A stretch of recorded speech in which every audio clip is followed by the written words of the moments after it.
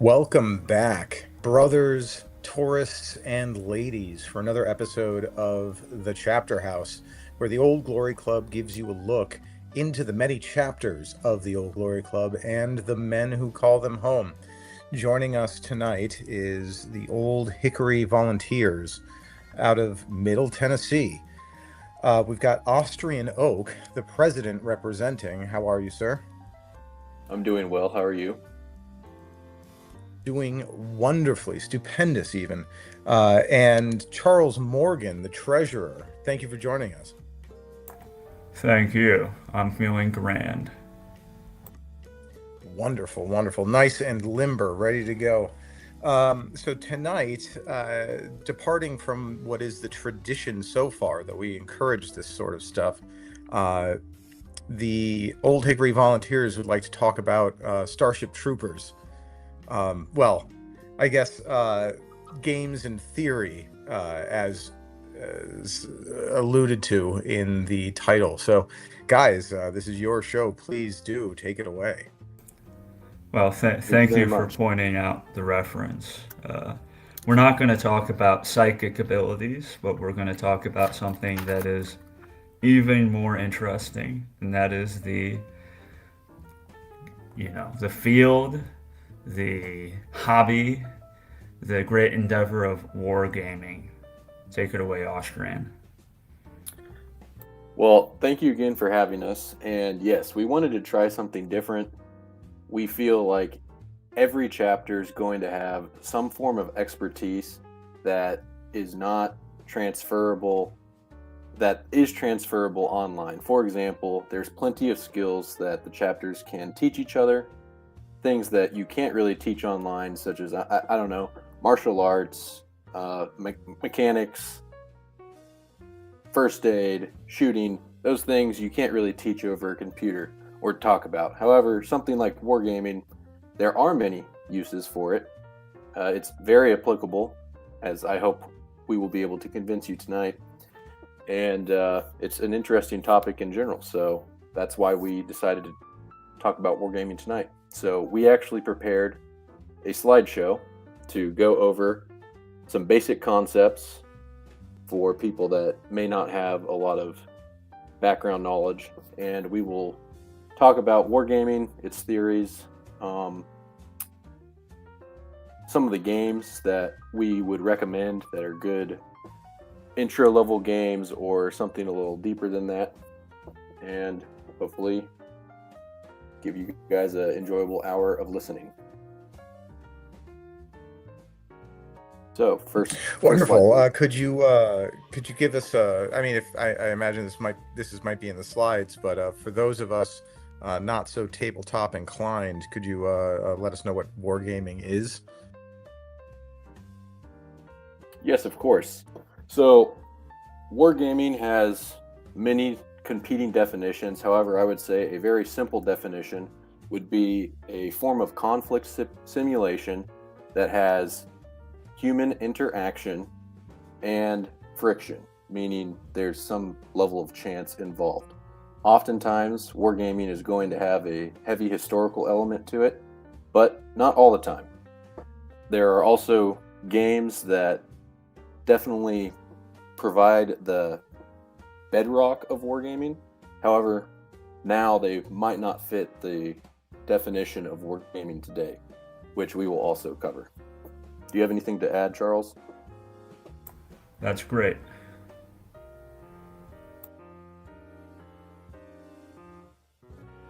Okay, well, Games in Theory by Old Hickory's Volunteers. We have first our first slide, and we'll go over what is wargaming. We just gave you definition. What is it not? It's not a pure simulation. So, for example, there's a pretty well-known movie from the 80s called, I think, War Games, actually. That was almost a pure simulation, right? The computer was running the entire game. That is not what wargaming is. Wargaming is also not a game without any form of friction. So something like chess, while it has a lot of the hallmarks of wargaming, and it definitely was originally a war game, and many scholars and players throughout history have used it as a war game. It has long since become just a game, right? Also, something like, let's say, a first-person shooter, it definitely has its roots in some form of wargaming. However, it is not a war game because it is not a strategic game that has command friction. It's not a conflict simulation at the level of realistic outcomes. So So why it should we focuses care? more on things like logistics and troop deployment and things like that, is what you're saying? Yes. And I'm sure many viewers will notice the picture. That's a picture of Axis and Allies. I think Axis and Allies is a great intro war game. If anyone has played something more in depth than Catan, odds are it was Axis and Allies, right? You start with maybe Risk and Monopoly, and you get to Catan, and sooner or later you're going to find yourself playing a game of Axis and Allies. That's a great example of a strategy game, very broad scope. Why should you care? I'm sorry, I got a little off topic. Why should you care about wargaming? Well, there's lots of things that wargaming can do for you, not only as historical research. That's a very common way that someone will enter into wargaming, is they're interested in a period of history. Say World War II, right? We have Axis and Allies as a picture right here. You're into World War II, you want to learn about a specific campaign or battle. Well, what do? Okay, well, I've read a lot of books. I want to play a game. However, there's more to that. War games teach it long-term planning. It teaches you fundamentals of game theory, which is, as in the college discipline, game theory. It teaches how to take risks. Do you have anything to add, Charles? I would say there are a couple of fundamental draws that attract people to wargaming, especially as a hobby. One of them is to interact with history itself. People enjoy playing through the events of history, and the more realistic the war game, the more likely what you do in the war game will represent the events that actually happened, or a simulacrum of them. Now, obviously, no war game could exactly replicate the events of history, because then it wouldn't be a war game, there would be no chance involved. But people still like to interact with history, with the troops that they historically had, with the battlefield, with the personalities even, and command aspects. The other thing that I think attracts especially our autistic friends to wargaming is analysis. You have this complicated puzzle, which is much, much more complicated than chess or many other games that we're familiar with that we might think are very complicated, right? You have very sophisticated computers can play chess at a high level, better than humans. But a computer can't play most war games because they are so complicated. There are so many dimensions. There are so many opportunities and things that you can do that it opens up a huge space of creativity for the player. I think critically, computers struggle with the lack of information. Computers excel when they have all the information of the game state in front of it. When you add uncertainty or chance, or combine both of them, that's where you enter wargame territory, and that's where a computer begins to struggle. Now, tonight we will not be talking deeply about miniature wargaming. That is a related discipline. It grew together with board wargaming. However, we will focus mainly on board wargaming tonight. So, next slide, please.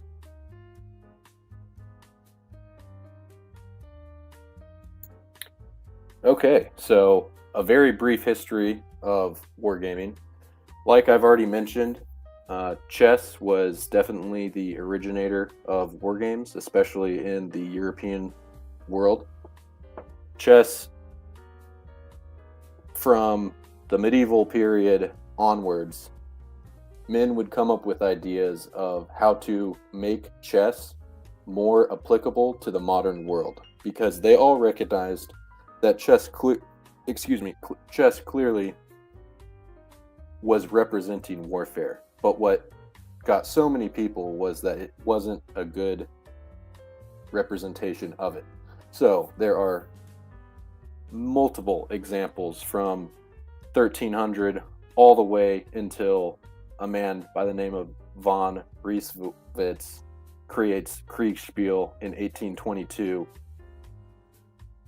Many men before him tried to create a better version of chess. However, all of them failed. Why did all of these men fail? Two things were lacking.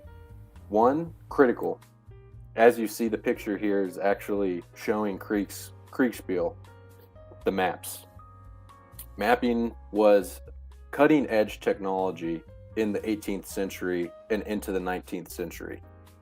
That is what separated the plain grid layout of chess from many wargames today. So, with the improvements in topography and military mapping, you create the ability to create realistic battlefields for men to train on, essentially. The other innovation, these are von Rieswitz was a German, by the way. The other innovation was not German, but it was actually Napoleon, the Napoleonic Wars. Prussia, which is the main German empire of the time period, just spent 25 years getting their butts kicked by Napoleon. And so the combination of maps and the need to make sure that no new Napoleon could ever rise again and crush the Prussian army in such a way that it had experienced served as an impetus for German officers to continually innovate and try to create something new. And so a man named von Rieswitz in 1824 creates a game called Kriegspiel. He improved it from his father, who made, like I had already mentioned, an upgrade to chess, but he took it to the next level.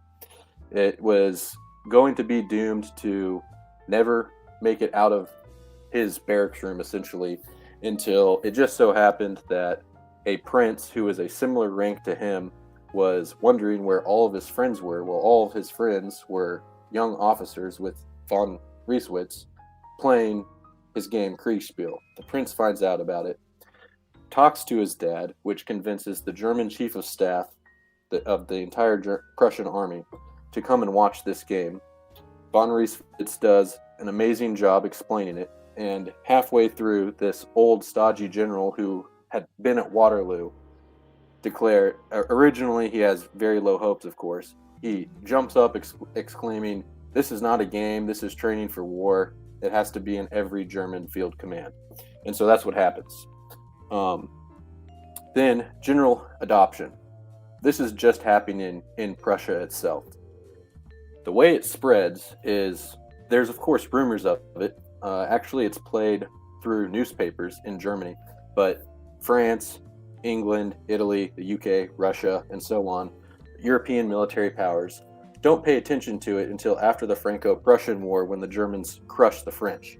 And all of a sudden, it becomes in vogue to try to figure out how the Germans are doing so well militarily. And one of the ways is German wargaming tradition. And so the British are quick to adopt it, the Russians, the Americans off the backs of the British, even the Japanese adopt it as they try to westernize their military. This continues all the way through World War I. Germany, of course, is by far the most advanced with their wargaming techniques. World War I ends, and this is the, I guess, deciding moment for Anglo wargaming tradition, which I should also mention in 03 or 04, H.G. Wells, the guy that wrote War of the Worlds, creates the first miniatures war game, which is called Little Wars. And so the English tradition of playing with toy soldiers, the I guess imagination of the English versus the very austere and serious war games that the Germans were making. You can kind of compare and contrast. That's kind of funny. Anyway, the British and Americans really start taking wargaming seriously after World War I, specifically the U.S. Navy. The U.S. Navy famously begins to play essentially biannual war games, initially starting with things such as fighting the British fleet in the Atlantic, but they quickly turn to fighting the Japanese in the Pacific. The U.S. Naval War College is so intent on creating accurate war games, and they're so dedicated to playing multiple war games, and they change the variables up, but it always returns to fighting a Pacific theater campaign against the Japanese, that at the end of World War II, Admiral Nimitz, the man in charge of the entire Pacific theater, says, "We really didn't encounter anything new except for the kamikazes. We didn't see that coming." The Navy had played so many variations of the war with Japan that they had laid out the master plan on how to defeat the Japanese Navy before a shot was ever fired. So that's the level of wargaming leading up to the end of World War II. After World War II, wargaming in Europe is basically completely destroyed. 2 massive world wars have killed millions of the best and brightest of multiple generations of men in Europe. This is why you have now Euro games. That's why they focus on building things. They aren't militaristic like the American counterparts, because Europe doesn't want to fight anymore. So wargaming becomes a much more American-focused tradition. After World War II, you have computerization of military war games, and a lot of the Navy, the Air Force especially, and the Army as well, they really begin to focus on trying to simulate everything they create. So the Air Force isn't interested in playing a war game per se. They want to see what happens if they have 1,000 B-52s fly over the Soviet Union and drop bombs. It's a lot of math. It's much more simulation than it is human inputs in a competitive environment with friction. So actually, civilian wargaming becomes what you would consider Kriegspiel, which is what we have here on the screen. So a guy by the name of Charles Roberts, he created a company named Avalon Hill, and he was the first civilian wargamer. And wargames today are basically built off the model that he created. And very quickly, since the military is so focused on these extremely technical simulations, the civilian industry takes off in the 60s and 70s specifically. And great strides are made in playability, breadth of historical topics offered, ease of rules,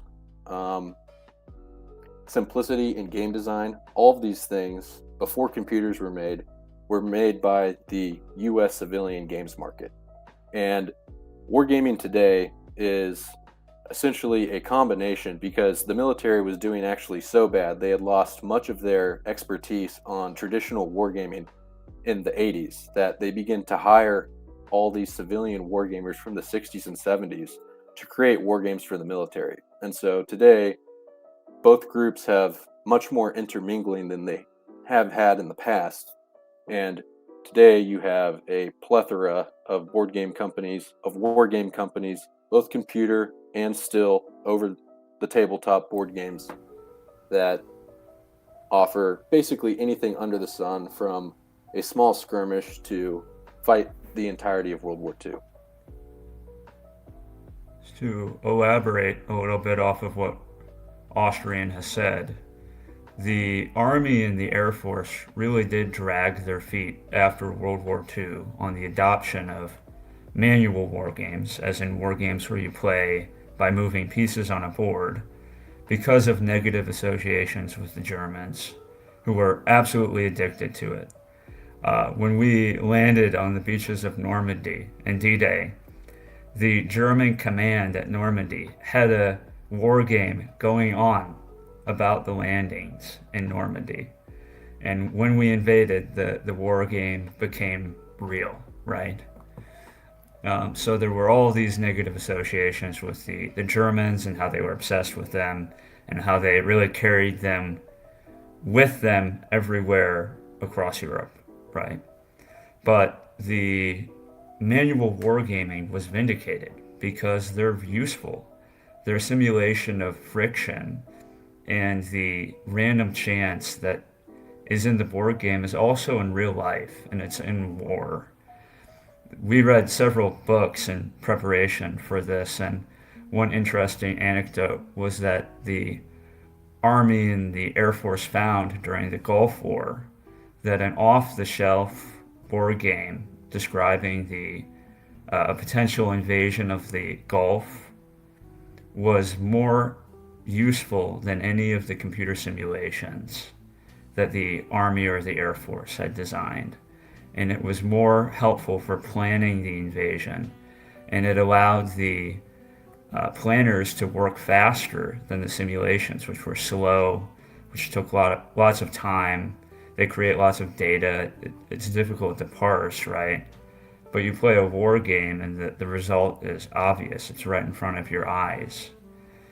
And this is another factor in the usefulness of wargaming from a military perspective, at least, is that it creates information faster than a simulation could with a comparable accuracy. Yes, excellent point, Charles. Do you have anything to say, Mr. Not Me? Yeah, a couple of years ago, a writer who went by Aidan McClear, whose blog, Taking a Battle Axe to Bullshit, was nuked following the January 6th events. But he made the point that, the right wing has no elites to send Donald Trump. And he says because our society kind of just elevates affable mediocrity over genius. And one of the examples he gave is that there are a lot of young white men that are kind of, festering away playing these video games. And he specifically called out war games like Hearts of Iron 4 as being something that can produce, tacticians who could be useful in the administration. And this is something that I hadn't given a lot of thought of, but what you're telling me is that it is actually there's a lot of weight behind that.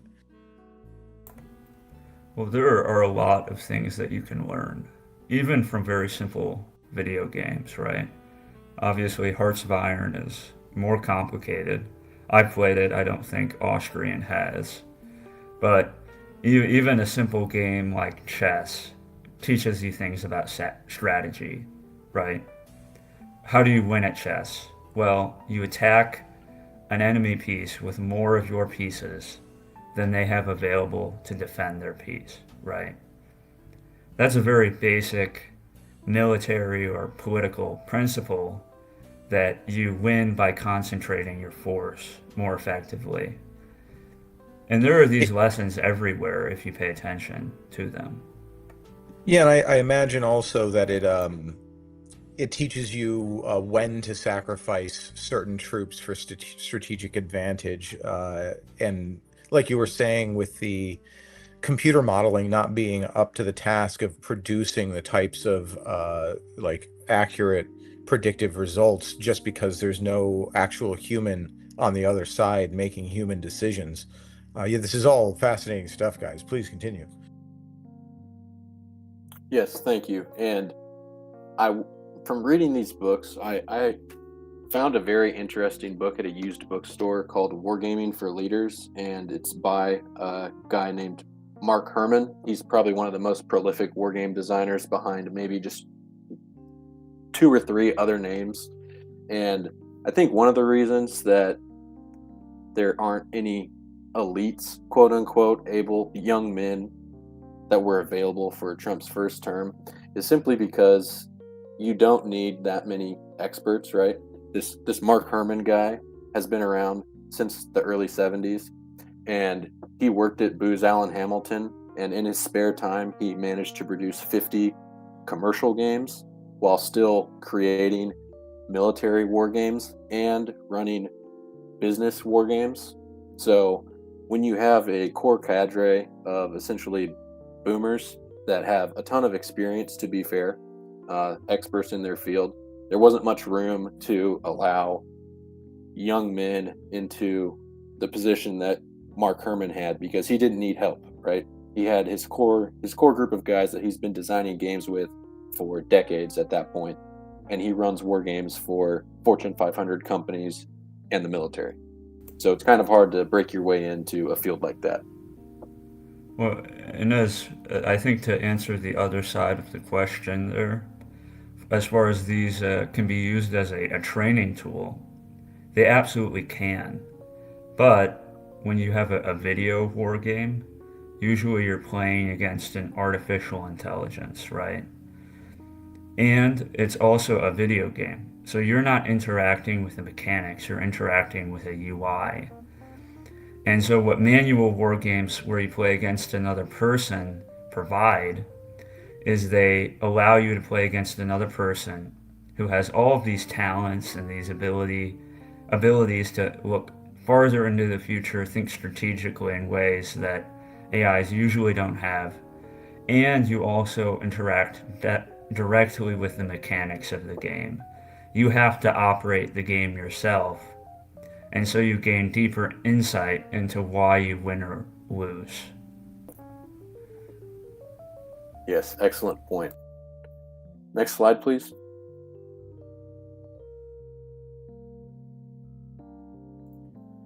So, chess. The core concepts are very similar to any game today, and including war games. The concept of I go, you go, or you move one piece, then I move one piece. That's what that means. A grid-based map.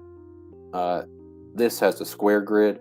War games commonly have a hex-based grid, and then unique pieces that have different functions on the board that do different things. Those are all very core concepts to really any game, right? Now, those alone do not make a war game. As we've mentioned, it's lacking chance, and another aspect that is critical to wargaming is asymmetry. If you ever fight an equal battle in real life, people multiple levels above you have failed, right? You don't want to fight fair. You want to fight as unfairly as possible. And so history is replete with examples of asymmetry on the battlefield. In fact, it's almost unheard of to have two equally opposed armies fighting one another. So let's move to the next slide. Games versus simulations. Charles, would you like to talk a little bit about this? Sure. So every war game is on a spectrum. On one end you have a game, and then on the other end you have a simulation. And war games are always in between these two extremes, where they're trying to simulate historical outcomes to some degree. They want plausible outcomes from a certain moment in time, the beginning of the war game. But they also want there to be quality of life, for you to enjoy the mechanics, and there are necessary compromises to make where you can't simulate exactly what happens in the real world in a game, because the real world is infinitely more complicated than any game you could possibly make. So game designers always have to struggle with this, right? And one of the other problems with the electronic war games is usually they create something that's a lot more like a game than a simulation. And that's because video games, that's the field, the video game designers are game designers. They're not simulation designers. So they're going to lean towards what they know. And even if the player base would enjoy something that's more of a simulation, in a video game, it's almost always going to be more of a game as well. So the difference between making something for entertainment purposes and making something for that's specifically to learn lessons from. I disagree with that because you can enjoy a simulation as much or more than a game, and you could potentially learn more from a game than a simulation. So that's not the dichotomy that we're talking about. The difference really is how closely does the war game match real life and the expectations you would have from a historical or even a future point of view, because you can war game things that haven't happened. And this slide also highlights some of the key choices that you're going to have to make between a more gamified system versus a more simulated system. So, maps. The map can be extremely abstract, or it can be as accurate as it possibly can be. The picture we have here is actually a game that I'm playing right now. It's the Great War in Europe, World War One, and this shows the Eastern Front in about mid-1915, right? The green guys are the Russians, the white are the Austrians, and the gray are the Germans. Don't forget the Serbs trying to take Budapest. yeah, the Serbians are getting repelled from Budapest. But as you can see, the game designer, his name is Ted Rasier. I might be saying the last name wrong. He also made Paths of Glory, which is probably one of the better known World War I strategic level war games. This is an operational level war game. All the little counters you see are divisions. But Ted Rasier chose to make an operationally relevant map of the Eastern Theater of World War I. So he's identified key terrain.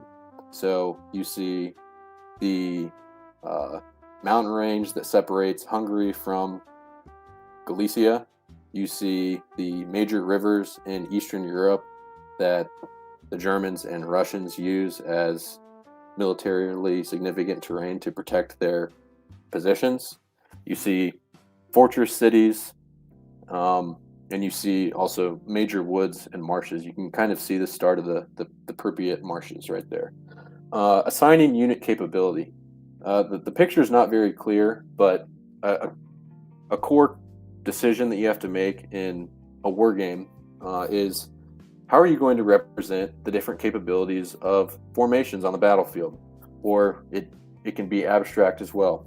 It can be as simple as this has a strength of 4 and something else has a strength of 1 and 4 beats 1.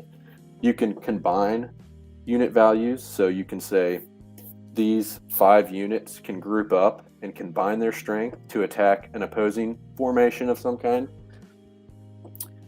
How do you represent maybe one side has better equipment? So these are all things that you have to consider when making a game or a simulation. You can go as detailed as computers excel in this, right? Computer games, especially computer war games, like Gary Grisby's War in the East series or War in the West, whichever one that you want to play. He has armor values for his different vehicles, right? You can get into the weeds as much as you want. He has combat radius. He has combat ranges for planes to support your ground formations. Or you can have it as simple as there's this much air power in the theater and you get a flat modifier to your forces. So that's what I mean by assigning unit capability. And as well as showing how technology interacts on the battlefield. For example, a German Tiger battalion would probably have better characteristics than a Sherman company, right? Or a Sherman battalion. It would be equivalently sized units. And then CRT. Now, CRT to wargamers means something entirely different from the political space. It means the combat results table. And that is simply a table where you normally, there's multiple ways you can make a CRT, but normally you compare the ratio of attacking strength to defending strength, and you roll a die on the CRT to determine what happens, how many casualties you take, how far you retreat, if you force the opponent to retreat, something along the lines of that. And then critically, games versus simulations, human interaction. What sort of actual inputs do you want in your game to provide insights into whatever you're trying to learn about? For example, in this World War I operational level game that I'm showing right now, would it be relevant for me to have the option to conduct specific trench raids? Probably not. That's probably not important for what this game's trying to convey. It would be a waste if the game designer wrote in rules for trench raiding. However, it is very relevant for headquarters support artillery formations in an operational level game. So the game designer has made rules to show how artillery would support a divisional attack. So those are the sorts of things that you can choose to either kind of pull back on or go into more detail depending on what you want to strive towards, a game or a simulation. I think this is a great place to cut in and talk about scale as well. We have it in the next slide? Yes. Okay, awesome. So, realism and playability. If you would like to talk about scale, Charles. Yeah. So there are different levels of military conflict. There's the strategic scale, which is really characterized by the development and the assignment of military resources. There's the operational scale, where you deploy larger formations and you sort of meet them, and when they meet, they engage in battle. And then there's the tactical scale, where you have formations that are deployed on a battlefield and they're prepared to fight it out, so to say. So when we talked about the World War I game, a trench raid is a tactical scale war game, right? But the World War I game is really interested in the operations of the First World War, and to some limited extent the strategy as well. You have a little bit of strategic control, but it's mainly an operational level game. Yes, exactly. And so, scale, as Charles mentioned, there's multiple levels to it. That just means, like, what do you want to focus on in a game itself? Is it do you want to get into maybe just a 100-man engagement, almost a skirmish, or do you want to fight a whole war? That's up to you. That's up to the historical period that you're researching, or the created scenario that you've made yourself. So another key ingredient is time or game turns. So a well-designed game has a well-designed turn track, right? You don't want a game that is talking about, let's say, like Battle of the Marne, and to have a 2-month time scale in a game for the Battle of the Marne, which is a battle in World War I. The Battle of the Marne takes place over essentially August. That's it. So if you have a game that has 2-month turns, you've created a bad system. So figuring out the proper time scale. If you're playing maybe a tactical battle, 1-hour game turns wouldn't be bad.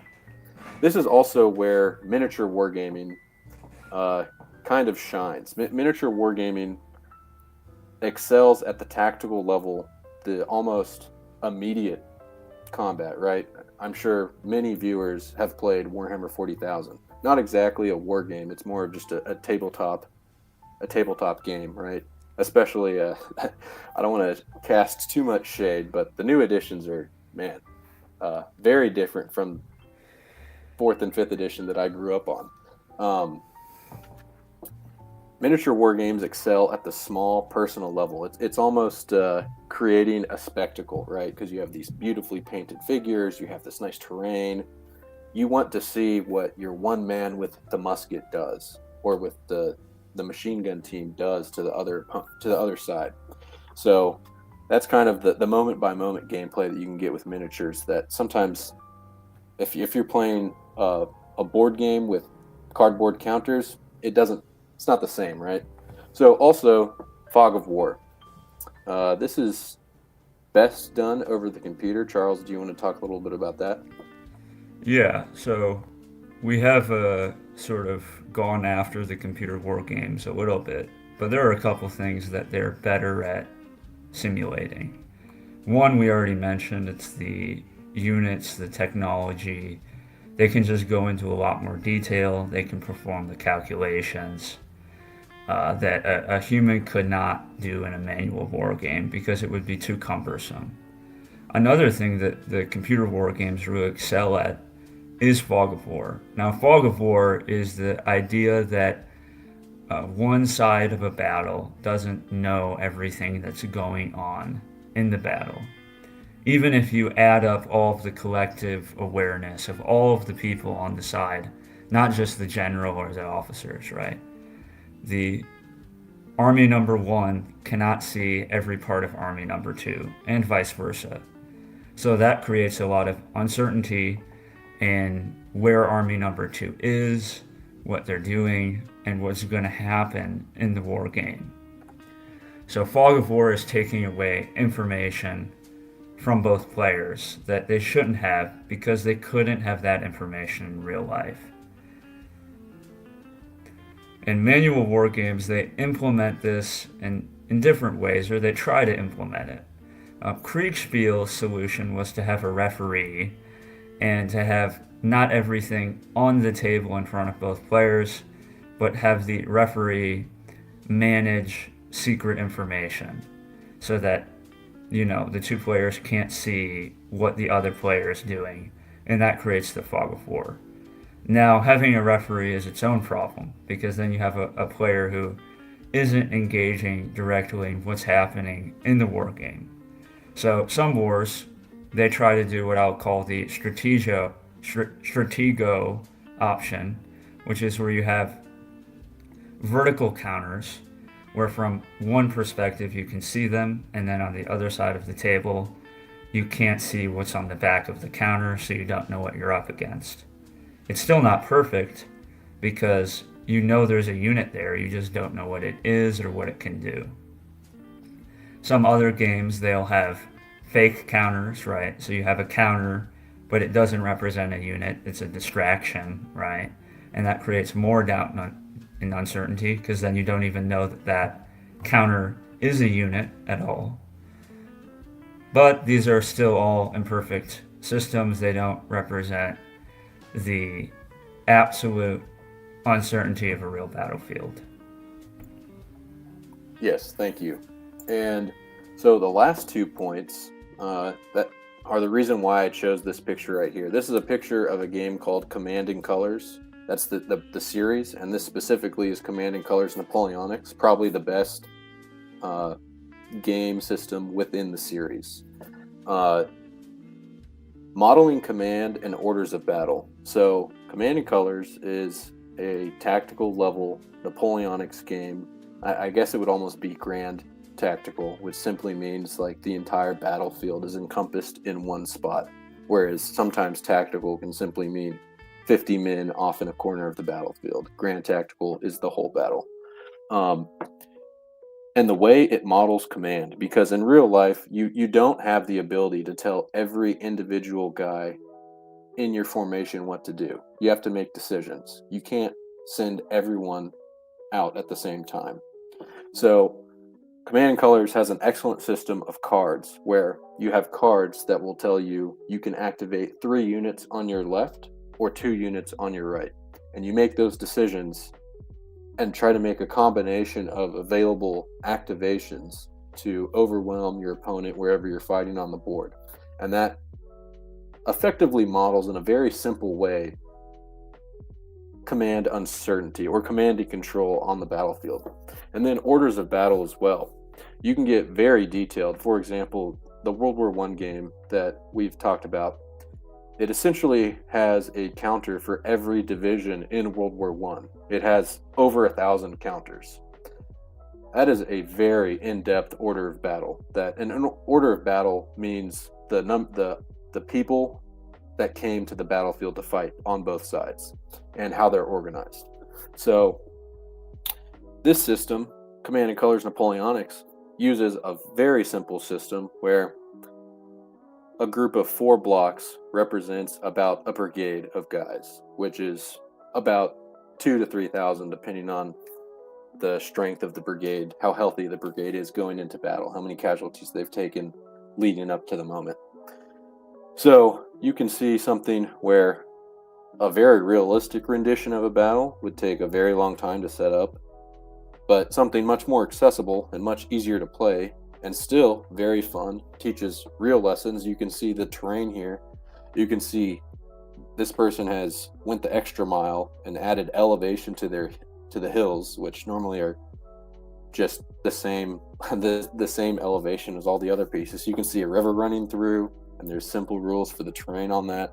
And all of those units, which we can't really make out, there's going to be infantry, artillery, and cavalry, and they're going to interact differently on the battlefield as well, all operated by this card system. It makes it very fast and easy to play. Okay, so video games. We've kind of touched on it already, but we'll go into a little more detail here. First, the advantages, obviously, much faster setup. You don't have to put, especially if it's a very in-depth war game, no matter the scale of it, it's going to be way faster to set up.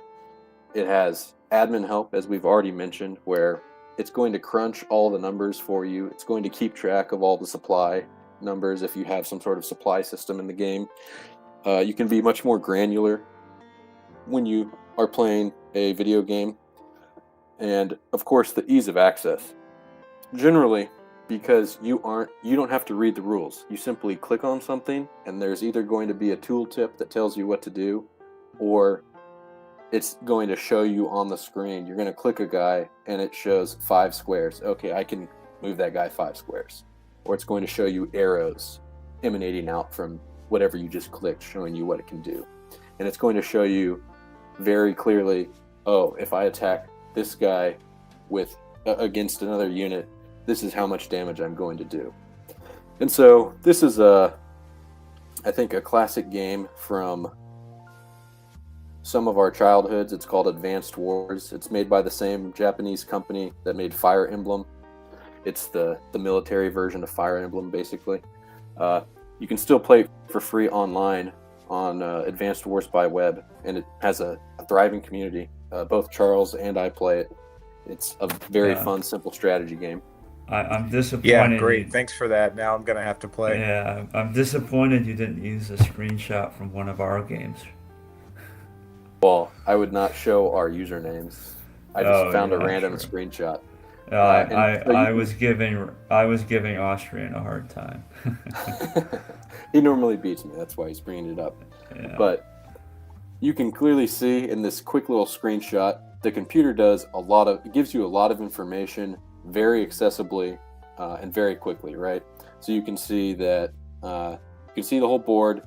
Now, of course, you wouldn't see the shaded units when you're actually playing. That's the fog of war, right? So the bright full color areas are the only areas where you, the player, would see. When you click on a unit, it's very clear. It essentially has a highlighter blue in all the spaces that if you clicked on one of the tanks that you see in that picture, where that tank could go. And then on the right, you see the faction commander that you've chosen. You see how much gold, how much money you have to spend to build new units. You see up in the top right corner, like the 23 and the 25, that's how many units total are on the board. Below that is the value of all the units that you have on the board, and below that is how much money you generate a turn. So all of that information up front, very easy to read, very easy to understand. However, there are disadvantages, and maybe, Charles, would you like to talk about the disadvantages of computer games? Yeah, well, we've already mentioned a bunch of these. One, you have too much information and it's given to you for free. When in real life, you don't have very much information at all, and if you want to parse what you have to put in some elbow grease, right? In a manual war game, you have to go look at the CRT table, you have to look at the units on the board, you have to try to think through, can I do what I want to do? And a lot of computer games will just tell you, oh, you can do this, and oh, it will work, right? Which takes away a lot of the valuable analysis that you can do. The other thing is that they're difficult to modify. Modding is a prolific sort of thing with video games, but it's a higher level thing, right? It takes a lot of effort to mod a game. Most people can't do it. A lot of games you can't make them do exactly what you want, but a manual board game, you can change the rules whenever you want. And often the rules can be changed and improved by experienced players. And they are. Yes, and difficult to modify also meaning some games don't let you modify their game at all. And so you're just screwed. You must play as is. There are no changes. The beauty of an over-the-board war game is no matter what the designer wants you to do, if you see another way that you prefer acting out his game, you can make those changes on the fly and do it as you please. And then remote meaning, this is a fraternity. One, you should be hanging out with your friends, right? But also, it helps when you have the person that you're playing against in person, because you can switch from being a purely competitive game to more of an interactive game where you both talk about both sides and what to improve. There's a much shorter feedback loop of improvement. I would also like to note, you can play manual board games against yourself as well. Very true. Solo play does have value for its own reasons. One, if you're really bad, it's not embarrassing. There's several of the books mentioned that, so I thought I would bring it up. You can sort of plan out how you'd like to beat your friends. The other thing is that it's easier than you would think to switch perspective and say, okay, right now I'm the Central Powers, and imagine what they're going to do. And then the next turn, okay, I'm the Allied Powers, and imagine what they're going to do. And you can become a better player doing that as well, because then you'll do that in games against other players, and you'll get better at anticipating what they're going to do, because you're used to thinking through the position of both sides and not just the side that you're playing. Yes, excellent points. Let's go to the next slide, please. Okay, so creating a war game, that's kind of what we wanted to at least open up as an idea to the listeners tonight. So creating a war game is actually very straightforward, and one of the major reasons why we've been really pushing the idea of manual war games is because you're forced to interact with every aspect of the rules. Everything that makes the game tick, you're aware of. Whereas a computer game, that black box, so much of what's actually going on behind the scenes, you have to do a lot of digging to figure out what's going on. And honestly, most of the time it's not worth it, because a computer game, again, is going to be extremely granular, and you're going to be bogged down in things that you simply can't keep track of as an individual. So a manual war game, once you've played, let's say once you've read 2 or 3 rule sets and you have a strong understanding of how these games work, you can begin to see opportunities to create rule sets of your own. And so here are just some general principles that you'd want to keep in mind when creating your own war game. So, who's going to play the game? What do you want them to learn? How do you convey the concepts that are going to be in your war game? So, let's make an example. The German army of Bavaria, leading up to World War I, played an annual war game about a variety of topics. Now, in 1913 and 3 months before the outbreak of war in 1914, what do you think they were wargaming? And they were in charge of defending Alsace-Lorraine against the French invasion, by the way. You would think... Sorry, go ahead. Do you have a guess? Not me.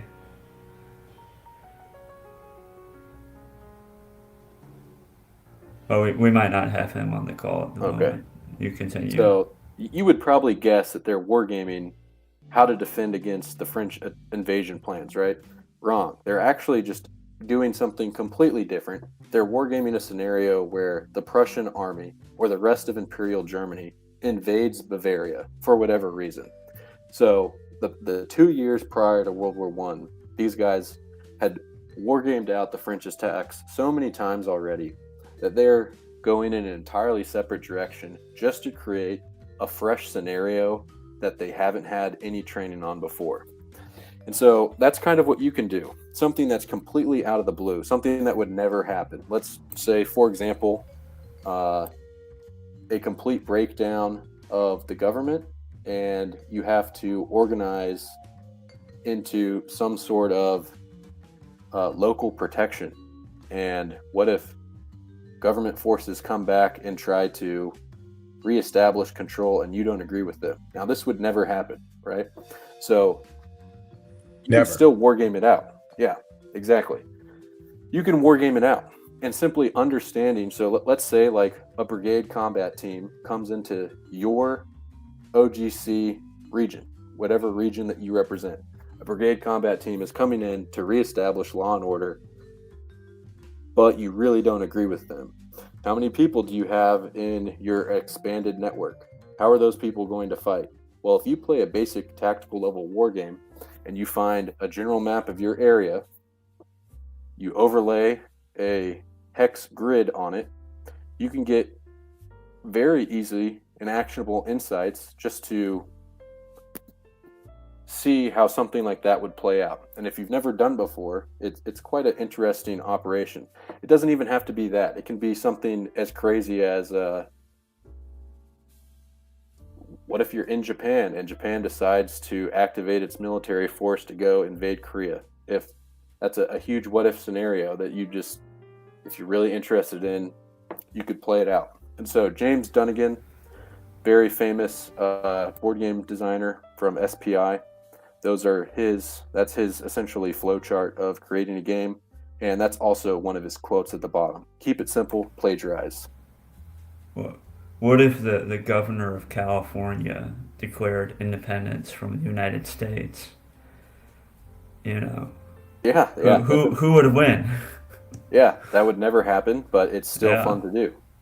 So that's a thought experiment.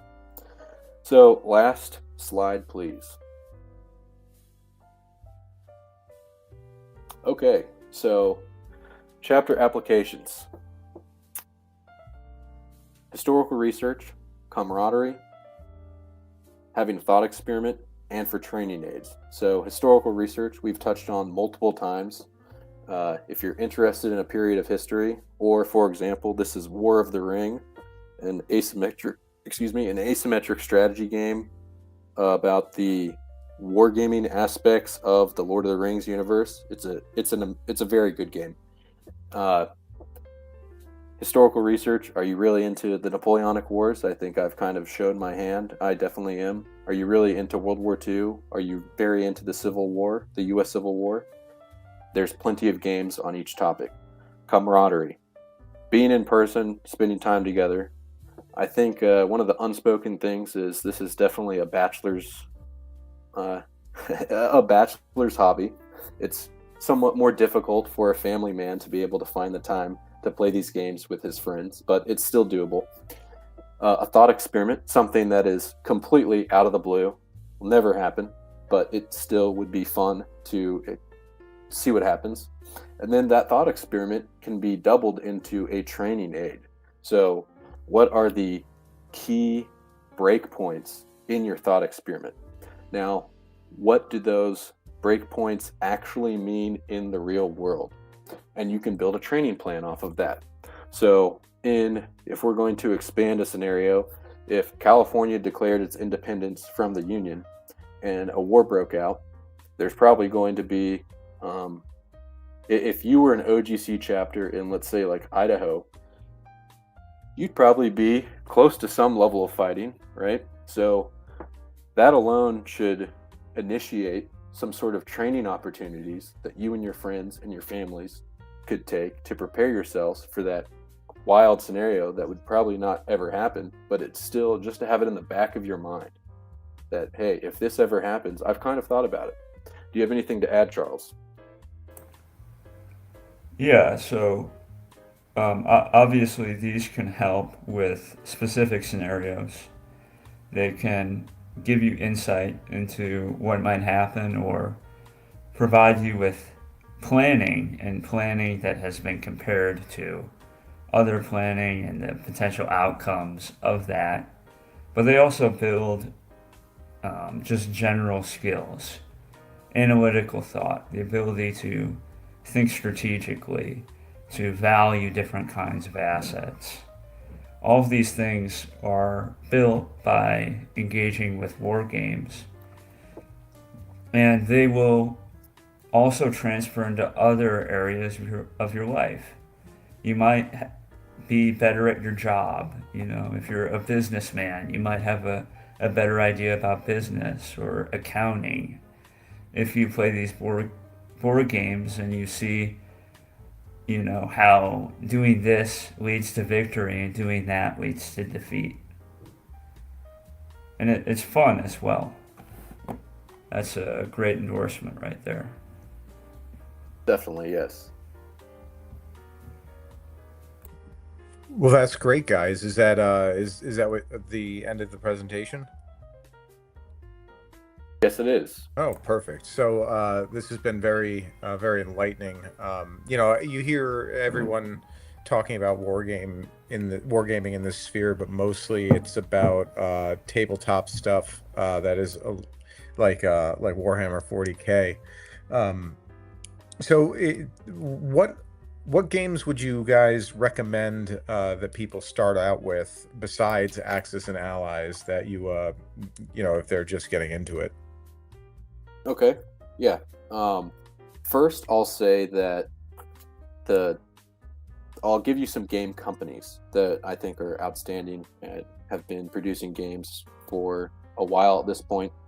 Very quickly, Avalon Hill and SPI, which I believe stands for Simulated Publications Incorporated. Those were two of the original wargaming companies and game companies in general. Computer games really weren't a thing, so they would have an in-depth war game of Waterloo and also a football manager. Those companies failed with the advent of computer games. However, with essentially the pay-to-order system that the internet has brought, companies have recovered, and a bunch of those original designers have moved on into these companies. GMT Games is an outstanding games company with a heavy emphasis on wargaming. MMP Games, which I believe is Multi-Man Publishing, also a great company to look at. Compass Games, and then you have the Operational Studies Group Library of Napoleonic Battles system. That's a lot, but I believe they own the domain NapoleonGames.com.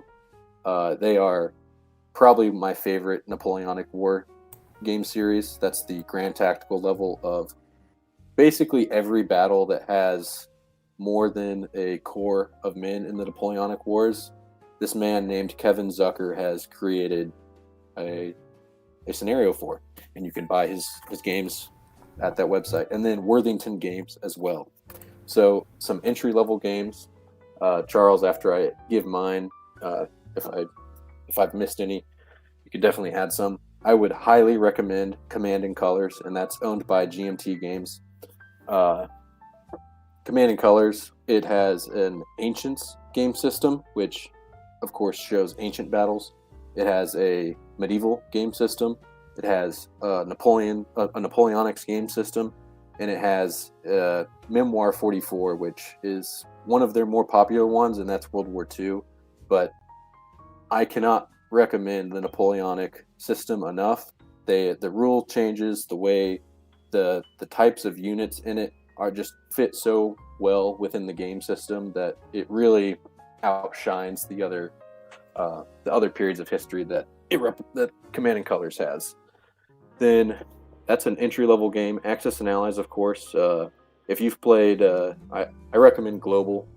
The 1942 edition is fun, but if you have the time and space, play Global.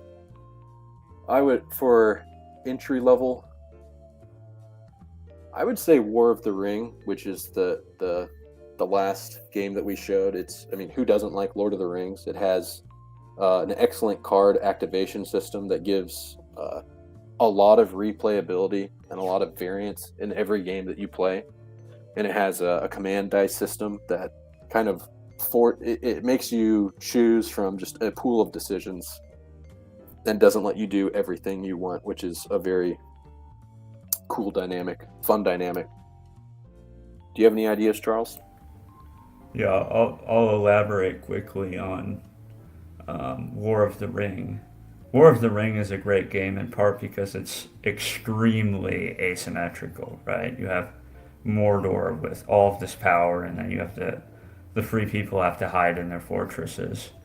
And that is a very productive thing because asymmetry in war games, when you play the weaker side and when you play the stronger side, you're learning different things. So when you have an extremely asymmetrical war game like that, you can learn different things playing either side. One I would add, which is more intermediate, but I think the topic especially would interest a lot of our guys, is GMT's U.S. Civil War, which I think you can get used. I don't think it's in print, but you can get it used. It's a little expensive, but it is a really good depiction of the U.S. Civil War. And there are more mechanics. There's quite a lot of mechanics. There's quite a lot of work you would have to put in this game to get a lot out of it.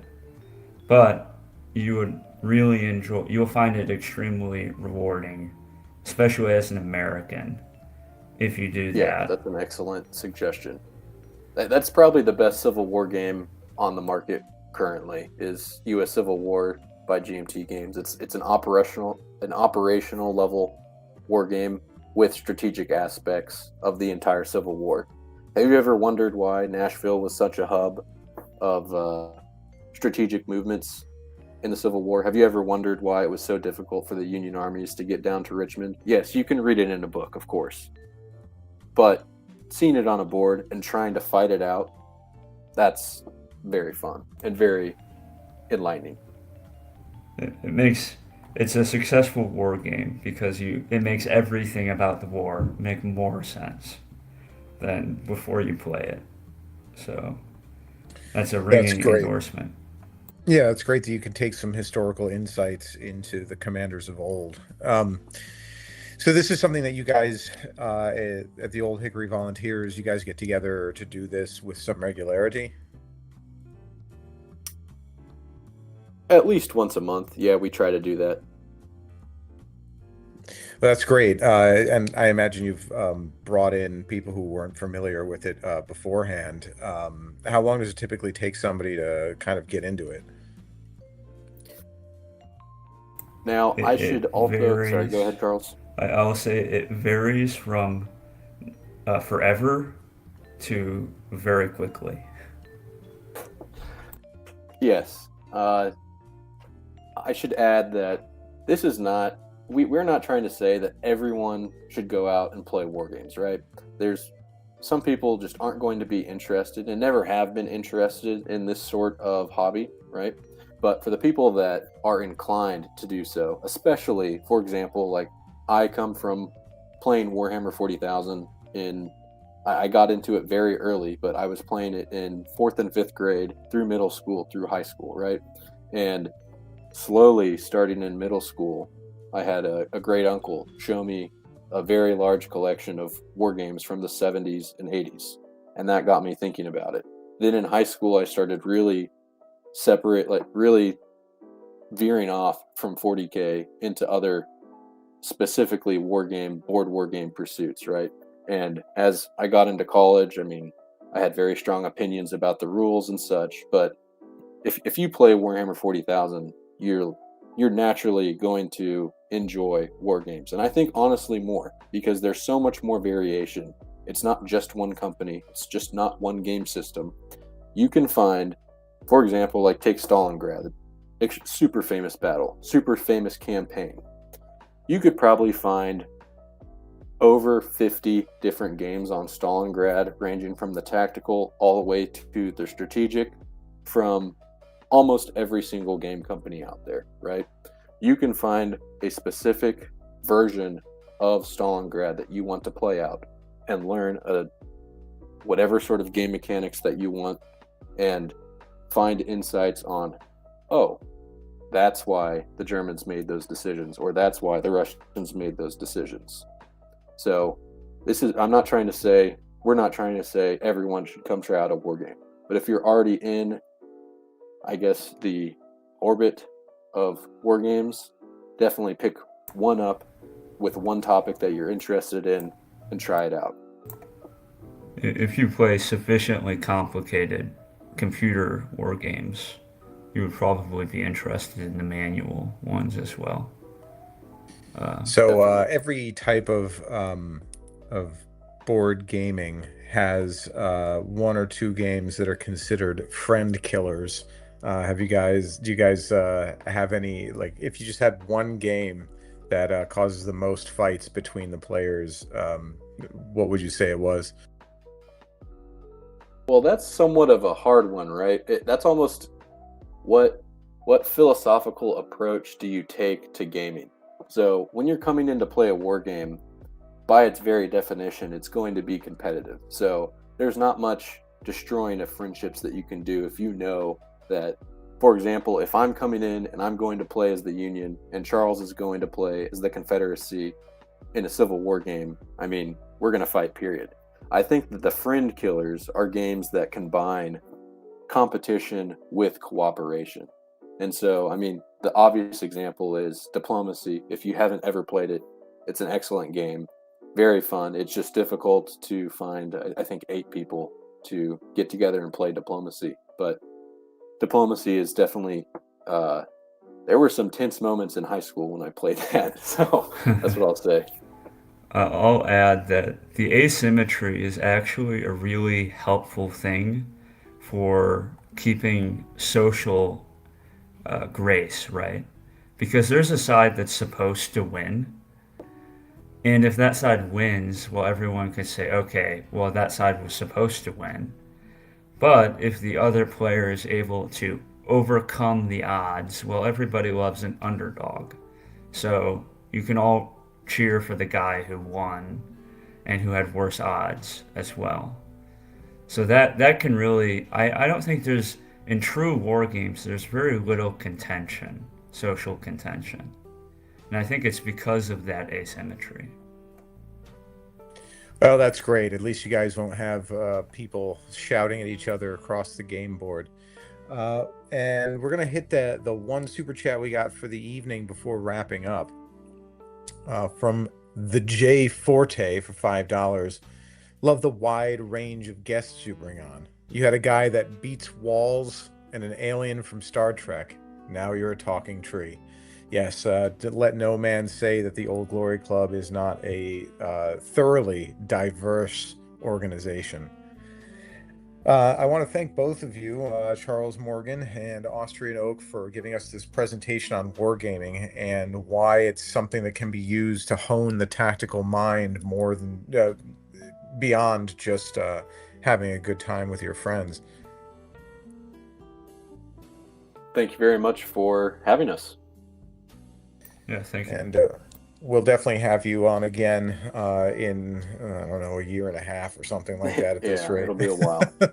So you'll have more war games to bring us.